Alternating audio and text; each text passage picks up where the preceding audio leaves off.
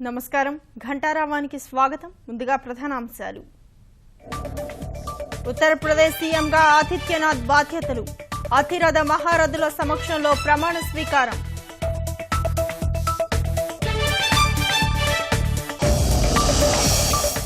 46 మంది మంత్రులతో కొలువుదీరిన కొత్త ప్రభుత్వం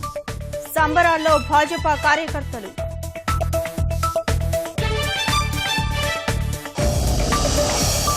ఉత్తరప్రదేశ్ను ఉత్తమ ప్రదేశ్గా నిలుపుతాం అభివృద్ధే ఏకైక లక్ష్యమని మోదీ ట్వీట్